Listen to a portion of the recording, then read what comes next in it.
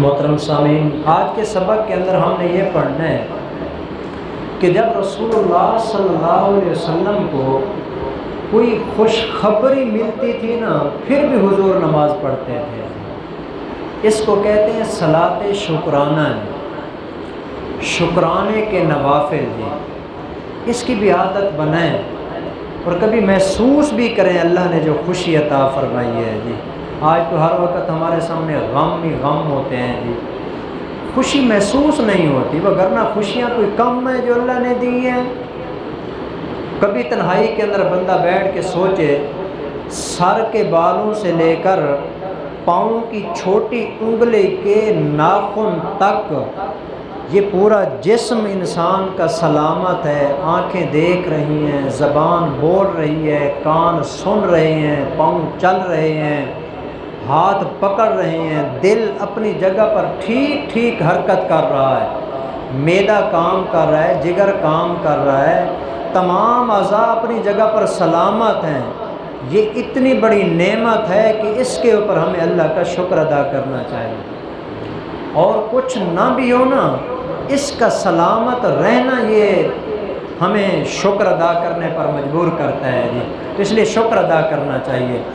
شکر ادا کرنے کے لیے آپ صلی اللہ علیہ وسلم کے نا دو طریقے تھے۔ ایک یہ ہے کہ رسول اللہ صلی اللہ علیہ وسلم باقاعدہ طور پر نماز پڑھتے تھے، اور ایک یہ ہے کہ باقاعدہ نماز نہیں پڑھتے، صرف رسول اللہ صلی اللہ علیہ وسلم سجدہ شکر ادا فرماتے ہیں جی۔ میں دونوں کا تذکرہ آپ کو سنا دیتا ہوں۔ حضرت شاہ صاحب فرماتی ہیں، رأیت ابن ابی اوفا، ایک صحابی ہیں ابن ابی اوفا، میں نے ان کو دیکھا، صلی رکعتین، انہوں نے نا 2 رکعت نماز پڑھی۔ میں نے پوچھا کہ یہ 2 رکعت آپ نے نماز اس وقت کون سی ادا کی ہیں؟ فرمانے لگے، صلی رسول اللہ صلی اللہ علیہ وسلم الضحیٰ رکعتین حین بشر بالفتح، جب رسول اللہ صلی اللہ علیہ وسلم کو بھی کسی جگہ کی فتح کی خوشخبری ملتی تو اللہ کے پیغمبر بھی 2 رکعت نماز پڑھتے تھے۔ اور اس کے اوپر انہوں نے دوسرا ایک چھوٹا سا واقعے کی طرف اشارہ بھی کیا، او برأس ابی جہل، کہ جب نبی اکرم صلی اللہ علیہ وسلم کے پاس جنگ بدر میں حضرت عبداللہ ابن مسعود ابو جہل کا نا سر کاٹ کے لائے تھے، 2 انصاری بچوں نے ابو جہل کو قتل کیا، ابھی رمق باقی تھی، کچھ نہ کچھ زندگی باقی تھی۔ حضرت عبداللہ ابن مسعود گئے اور اس کے سینے کے اوپر چڑھ کے بیٹھے اور اس کی داڑھی کو پکڑا جی، اور داڑھی کو پکڑ کے جھنجھوڑا اور کہا، انت ابو جہل، تو وہی ابو جہل ہے نا جو اللہ کے پیغمبر کو گالیاں دیتا تھا، تکلیف پہنچاتا تھا، آج پڑا ہے نا ہمارے نیچے۔ جب وہ آگے سے کچھ بولنے لگا نا، حضرت عبداللہ ابن مسعود نے اپنا خنجر نکال کر اس کی گردن کو کاٹ کے اس کا سر تن سے جدا کر دیا، اور اس کے بالوں سے پکڑ کے نا لے کے رسول اللہ صلی اللہ علیہ وسلم کے پاس لے کے آیا۔ حدیث پاک میں آتا ہے، جب اللہ کے پیغمبر نے ابو جہل کا کٹا ہوا سر دیکھا تو سر سجدے میں رکھ کے اللہ کا شکر ادا کیا۔ آپ نے نعرہ مارا، اللہ اکبر، اور نعرے کے ساتھ ہی حضور علیہ الصلوۃ والسلام نے، یہ 2 روایتیں آتی ہیں، ایک میں آتا ہے کہ حضور علیہ الصلوۃ والسلام نے باقاعدہ طور پر 2 رکعت نماز ادا کی ہے، اور ایک میں آتا ہے کہ باقاعدہ طور پر نماز ادا تو نہیں کی، لیکن آپ نے الصلوۃ والسلام نے شکرانے کا سجدہ کیا ہے۔ اور بعض علماء کہتے ہیں دونوں کام کیے تھے، پہلے 2 رکعت نماز سجدے 2 رکعت نماز ادا کی، اس کے بعد سجدہ شکر بھی ادا کیا۔ یعنی اس امت کا سب سے بڑا جو کافر تھا، جو ابو جہل فرعون کے برابر تھا جی، بلکہ فرعون سے بھی زیادہ بڑا کافر تھا۔ فرعون کے بارے میں سورۃ یونس میں آتا ہے، جب وہ مرنے لگا نا تو کہنے لگا، میں اس اللہ پر ایمان لاتا ہوں جو موسیٰ اور ہارون کا رب ہے، میں اس کو مانتا ہوں۔ پہلے کہتا تھا میں رب ہوں جی، جب مرنے لگا نا کہنے لگا میں اس رب کو مانتا ہوں، اس پر ایمان لاتا ہوں جو موسیٰ اور ہارون کا رب ہے۔ اللہ نے فرمایا، آنا، اب کہتا ہے ایمان لاتا ہوں، جب موت سامنے آ گئی ہے، اس وقت کا ایمان کوئی قابل قبول نہیں ہوتا۔ لیکن ابو جہل جب مرنے لگا، اللہ اکبر، کیسا متکبر اور غروری آدمی، جب مرنے لگا نا حضرت عبداللہ بن مسعود کو کہا کہ محمد کو جا کے میرا پیغام دے دینا، جتنا زندگی کے اندر میرے دل میں تیرا بغض تھا نا، مرتے ہوئے اس سے بھی زیادہ لے کے جا رہا ہوں۔ اس وقت اس لیے رسول اللہ صلی اللہ علیہ وسلم نے جو ہے نا جب اس کا سر دیکھا نا کٹا ہوا، تو آپ علیہ السلام سجدے میں گر گئے اور 2 رکعت نماز ادا کی جی۔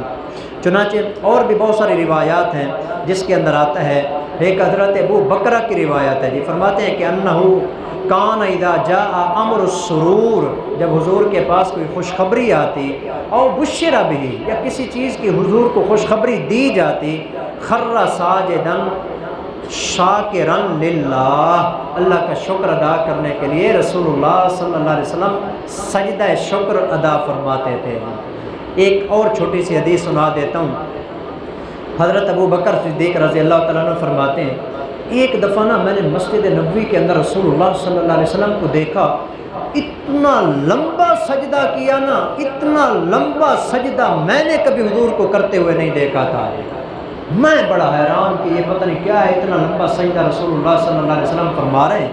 فرماتے ہیں جب حضور سجدہ کر کے فارغ ہوئے تو میں نے پوچھا یا رسول اللہ اطلت السجودہ، اتنا لمبا آپ نے آج سجدہ فرمایا؟ حضور علیہ السلام نے فرمایا سجدت لربی شکرا فیما اعطانی من امتی 70,000 یدخلون الجنت بغیر حساب۔ میں اس لیے آج اللہ کا شکر ادا کر رہا تھا کہ اللہ نے آج مجھے بتایا ہے کہ میرے نبی آپ کی امت کے 70,000 بندوں کو میں بغیر حساب کے جنت عطا کروں گا۔ اس نعمت کے ملنے پر میں اللہ کا اتنا لمبا شکریہ، لمبا سجدہ کر کے شکر ادا کر رہا تھا۔ تو اس لیے ہمیں بھی چاہیے، یہ ایک نئی چیز ہے، چھوٹی چھوٹی چیزوں کو نا محسوس کیا کریں۔ آنکھ سلامت ہے، کبھی اس لیے سجدہ شکر ادا کیا کریں، شکر ہے اللہ تیرا میری آنکھ سلامت ہے، زبان کام کر رہی ہے، پاؤں چل رہے ہیں۔ کتنے سارے لوگ ہیں جو چلنے سے معذور ہیں، دیکھنے سے معذور ہیں، ہاتھ ان کے کام نہیں کرتے، ان کے دل کی دھڑکن تیز ہو جاتی ہے، بی پی لو ہو جاتا ہے۔ اگر ساری چیزیں سلامت ہیں، اپنی جگہ پر کام کر رہی ہیں، ہمیں شکر ادا کرنا چاہیے۔ کبھی اولاد پہ نظر پڑتی ہے، بچہ سامنے آتا ہے، بچی سامنے آتی ہے، بندہ خوش ہوتا ہے کہ اللہ نے یہ اولاد مجھے دی ہے، اس پہ شکر ادا کرتا ہے۔ کوئی بھی نعمت ہے، کوئی بھی نعمت ہے جو بندے کو نظر آتی ہے، اس کے اوپر 2 رکعت نماز پڑھنی ہے۔ اس کو بولتے ہیں صلاۃ شکرانہ۔ یہ 2 رکعت ہوتی ہے جی، اس کی نیت یہی کرنی ہے جی جیسے نفل کی نیت کی جاتی ہے، باقی ساری ترتیب ہوئی ہے جو عام نمازوں کی ہوتی ہے۔ البتہ اگر سجدہ کرنا ہو، سجدہ کرنے کے لیے پھر کوئی اس کے اندر ضروری نہیں ہے کہ کوئی کام کیا جائے، سجدہ صرف کرنا ہو نا تو بس اتنا ہے کہ جو ہی خوشخبری ملی نا فوراً جہاں بندہ بیٹھا تھا، حتیٰ کہ بعض اوقات ایسے بھی آتا ہے کہ کئی دفعہ نا رسول اللہ صلی اللہ علیہ وسلم اونٹ پر سوار ہو کے جا رہے تھے، کسی نے آ کے نا آپ علیہ السلام کو ایسی بات بتائی جو خوشی کی خبر تھی، اللہ کے پیغمبر اونٹ کے اوپر سجدہ ریز ہو گئے، سواری کے اوپر سجدہ کر دیا۔ تو اس لیے جب کبھی ایسی خوشی کی خبر ملتی ہے وہاں سجدہ شکر ادا کرنا یہ بھی حضور کی سنت ہے، اور 2 رکعت شکرانے کے ادا کرنا یہ بھی سنت ہے۔ اللہ ہم سب کو اس سنت کو بھی زندہ کرنے کی توفیق عطا فرمائے۔ وما علینا الا البلاغ۔ سجدہ شکر ایسے ہی کر سکتے ہیں، سجدہ شکر کے لیے کوئی مزید اور کسی شے کی ضرورت نہیں ہے۔ اگر صحیح جو سجدہ کیا جاتا ہے عام روٹین کے مطابق جی، اس کے لیے تو ضروری ہوتا ہے کہ بندہ وضو کرے اور باقی سارے، لیکن اگر شکرانے کے طور پر وہ سجدہ ادا کر رہا ہے، ویسے جو ہے نا بیٹھا تھا سجدے میں چلا گیا، اس کے لیے کسی شے کی ضرورت نہیں ہے جی، بس اسی حالت میں جس حالت میں تھا جی، بغیر وضو کے بھی ہے تو کوئی حرج کی بات نہیں ہے، سجدہ ہی تو کرنا ہے جی، اس کے اندر اللہ کا ذکر اس نے ادا کرنا ہے، وہ سبحان ربی الاعلی ہے وہ کہہ سکتا ہے جی۔ البتہ بہتر تو یہی ہے کہ اگر وضو کے ساتھ ہو تو سجدہ کرے گا، اس کا اجر اور ثواب زیادہ ہوگا۔ الحمد قبلے کی طرف رخ ہونا ضروری ہے، قبلے کی طرف رخ ہو، لیکن اگر سواری پر ہے جس طرح کہ ابھی میں سواری کا مسئلہ بتا رہا تھا، سواری پر ہے جی، رخ سواری کا اور طرف ہے جی، اس کے اندر پھر قبلے کی طرف رخ ہونا بھی ضروری نہیں ہے جی، بغیر قبلے کی طرف رخ کیے جس طرف بھی رخ ہے سجدہ ادا کر دے، ہو سکتا ہے۔ بلکہ صرف سجدے کی بات نہیں ہے، ایک اور مسئلہ چلو آ گیا، یہ بھی سمجھا دیتا ہوں۔